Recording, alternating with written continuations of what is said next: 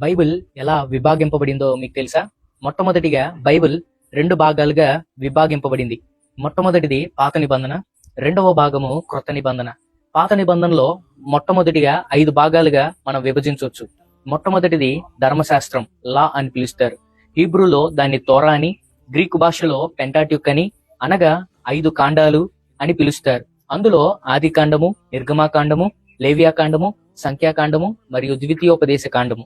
రెండవ భాగము చారిత్రాత్మక గ్రంథాలు 12. యెహోషువ, న్యాయాధిపతులు, రూతు, మొదటి సమూయేలు, రెండవ సమూయేలు, మొదటి రాజులు, రెండవ రాజులు, మొదటి దినవృత్తాంతములు, రెండవ దినవృత్తాంతములు, ఎజ్రా, నెహెమ్యా, ఎస్తేరు. మూడవ భాగము కావ్య గ్రంథాలు 5. యోబు, కీర్తనలు, సామెతలు, ప్రసంగి, పరమగీతములు. నాలుగవ భాగము పెద్ద ప్రవక్తలు 5. యెషయా, ఇర్మియా, విలాప వాక్యములు, యెహెజ్కేలు, దానియేలు. ఐదవ భాగము చిన్న ప్రవక్తలు 12. హోషేయ, యోవేలు, ఆమోసు, ఓబద్యా, యోనా, మీకా, నహోము, హబక్కుకు, జెఫన్యా, హగ్గయి, జకరియా, మలాకి.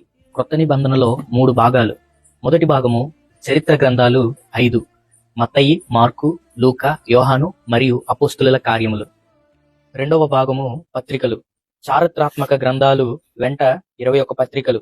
రోమా, మొదటి కొరింథీలు, రెండవ కొరింథీలు, గలతీలకు రాసిన పత్రిక, ఎఫెసీలకు రాసిన పత్రిక, ఫిలిప్పీలకు రాసిన పత్రిక, కొలోసీలకు రాసిన పత్రిక, మొదటి తెస్సలోనీలకు రాసిన పత్రిక, రెండవ తెస్సలోనీలకు రాసిన పత్రిక, మొదటి తిమోతి, రెండవ తిమోతి, తీతుకు రాసిన పత్రిక, ఫిలోమోనుకు రాసిన పత్రిక, హెబ్రీలకు రాసిన పత్రిక, 1 యోహాను, రెండవ యోహాను, మూడవ యోహాను, మొదటి పేతురు, రెండవ పేతురు, యాకోబు, యోధా పత్రికలు. మూడవ భాగము ప్రవచన గ్రంథము, ప్రకటన గ్రంథము. ఈ ఇన్ఫర్మేషన్ గనుక మీకు నచ్చినట్లయితే please to support and follow our channel. God bless you.